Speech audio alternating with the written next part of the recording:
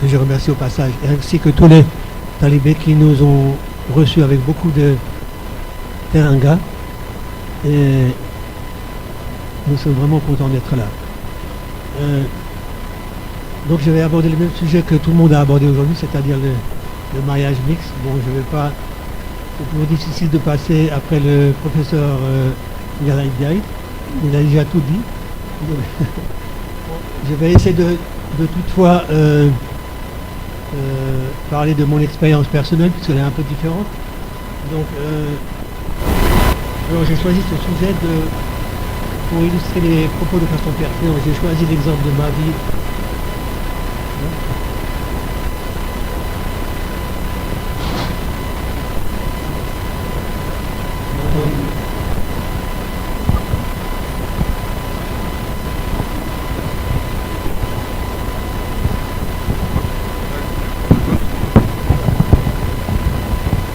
Donc j'ai abordé le mariage mixte sous plusieurs angles.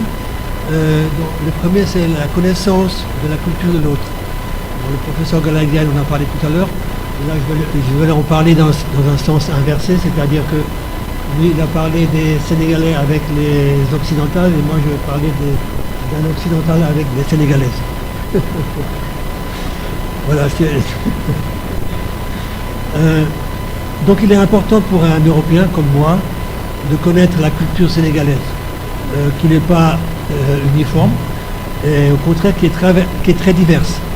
Ainsi, j'ai pu m'apercevoir à travers mes différents séjours que j'ai effectués au Sénégal qu'il y a différentes ethnies comme les Wolofs, les Peuls, les Mandingues, les Sérères, et chacun a ses particularités. Donc, c'est important de connaître ça quand je parle de culture sénégalaise, c'est vraiment une culture qui est diverse. Voilà. Alors, la deuxième problématique, c'est la compatibilité dans le couple.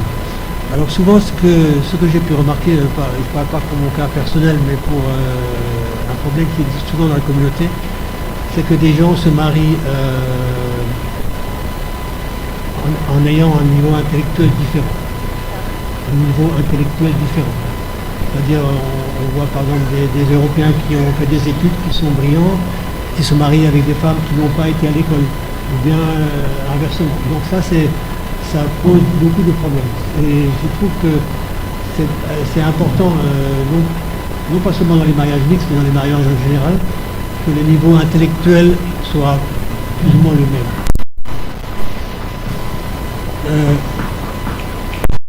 Ensuite, il y a, dans un couple mixte, il y a l'importance de la religion. Nous sommes des musulmans, et là aussi, il peut y avoir des problèmes. Par exemple, chacun peut monter convaincu. Il est en position de recherche, de savoir et de connaître la religion. Donc, le fait d'avoir une épouse qui est bien éduquée dans la religion, qui a des bases solides, ça, en tout cas pour mon cas, ça m'a beaucoup aidé. Parce que bon, c'est pas pour jeter la pierre, mais souvent il y a des communautés de la poule au niveau des épouses. Comme je le disais tout à l'heure, dans les pays d'Asie, on dit les amants, c'est quelque chose qui est pour le reste, les examens pour les et ça devrait être presque limité dans la communauté musulmane. Il y a souvent des lacunes, parce que l'homme comme la femme doit avoir une connaissance. C'est pas seulement l'homme, mais la femme aussi doit avoir des connaissances. Donc je pense à l'époque de son enfant, les femmes étaient éduquées de la même manière que les hommes. Les enfants étaient courants, les centres religieuses, et elles étaient vraiment formées pour le mariage. Et de nos jours, c'est un peu autrement. Voilà. Ensuite, ce qui est important aussi pour nous, c'est en tout cas pour ma part, d'avoir une femme qui est mouride comme moi, qui est engagée, parce que le mouridisme, c'est quand même, ça demande un engagement. Et de ne pas avoir une femme qui adhère à ça, c'est un peu difficile. C'est important de trouver une femme soit mouride et engagée comme mari et femme, c'est important. Ensuite, dans la vie de couple proprement dit, l'importance de la tolérance. C'est Goubaï, je crois, il disait que l'homme doit être plus tolérant que la femme. L'homme doit être plus tolérant que la femme, il doit endurer plus, et ainsi que la patience et l'écoute sont très importants dans la vie de couple. Et particulièrement les couples mixtes où les cultures sont différentes. Ce qui est aussi important, que je trouve important, et que j'ai remarqué où il y a des lacunes dans les couples, c'est que parmi nous, surtout les Français, je remarque ça, les talibés français, ils veulent être plus sénégalais que les Sénégalais. ils ont des attitudes parfois qui sont... C'est comme s'ils copiaient la façon d'être sénégalais. Alors que ils copient la culture, ils ne copient pas forcément le talibé. Et ça c'est aussi une chose qui est dommageable, parce que après tout, quand il y a des cultures différentes, par exemple la culture occidentale ou la culture sénégalaise dans un couple, c'est plutôt une richesse. Donc c'est pas la peine qu'un il essaye d'imiter l'autre, mais plutôt que d'apporter chacun ses valeurs.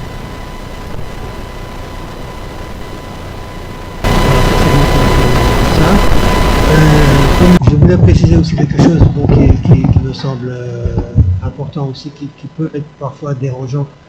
C'est peut-être un peu tabou d'en parler, mais des fois il faut en parler parce que c'est important. Et on voit souvent, bon, c'est vrai que là je ne parle pas pour moi, je parle pour les Sénégalais en général, et je ne veux surtout pas être méprisant ou dire quoi que ce soit de mal, mais c'est un avis personnel. Souvent, quand les Sénégalais viennent en Europe ou émigrer aux États-Unis, c'est pour des raisons matérielles. Donc, la seule façon de pouvoir résider dans le pays de façon légale, c'est de se marier avec une femme occidentale. Et ça, bon, c'est bien, parce que ça permet de faire des mariages.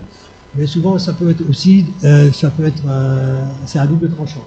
C'est-à-dire ça peut provoquer des bons mariages, ça peut aussi provoquer des mauvais mariages, qui sont des mariages d'intérêt, et où la femme occidentale est un peu laissée pour compte dans le couple.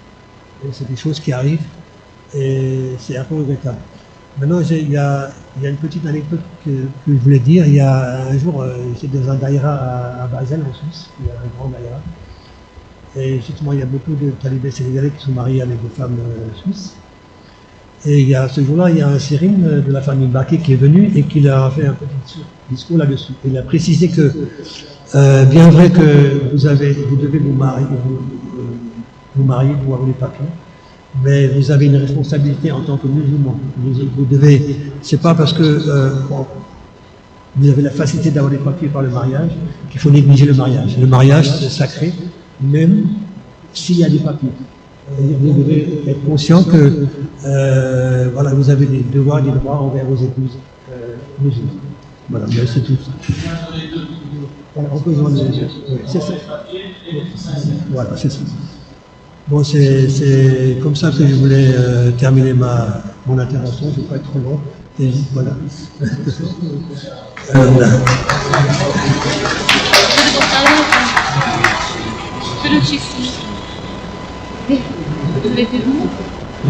Oui, c'est tout.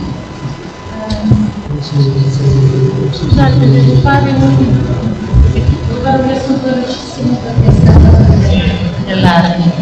Ok, il nostro fratello Ousmane Moureni dalla Francia ringrazio tutta la Daira per l'accoglienza, anche lui ha parlato di matrimoni. Ha parlato in particolare della sua esperienza in quanto lui è sposato, lui da occidentale è sposato con una donna senegalese. I punti importanti all'interno di un matrimonio misto dal suo punto di vista sono a volte, dunque, per quanto lo riguarda, lui ha conosciuto la cultura senegalese che è molto diversa dalla sua e ha avuto l'occasione durante i suoi soggiorni in Senegal di conoscere diverse etnie che hanno eccetera. E il problema della compatibilità delle coppie molte volte si crea perché alcuni si sposano con livelli intellettuali molto diversi, magari una persona ha un alto livello di istruzione mentre l'altro coniuge non è nemmeno andato a scuola e questo chiaramente crea molti problemi di comunicazione. È importante nei vari nei matrimoni in generale, ma soprattutto nei matrimoni misti. L'importanza della religione: lui come convertito ha avuto la fortuna di avere una moglie ben educata, mentre molte volte lui nota delle lacune nell'educazione delle donne. In Indonesia ci sono anche degli esami preliminari prima di fare il pellegrinaggio alla Mecca, e quindi una donna deve avere una buona conoscenza. All'epoca di Serituba le donne erano educate allo stesso modo degli uomini, mentre oggi non è più così. Donna e uomo, marito, devono essere impegnati allo stesso modo.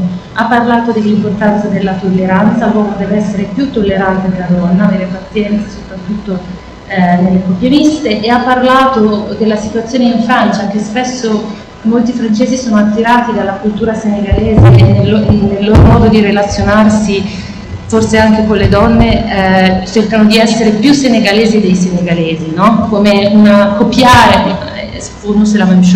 copiare la cultura dell'altro, più che, insomma, mentre lui dice la differenza in realtà è una ricchezza, è meglio che imitare. E poi invita a chi non è sposato a fare la preghiera di consultazione, che è Salatul Istikhar, che però, come diceva il professor Galandiai, non vuol dire chiamare il Marabout e fare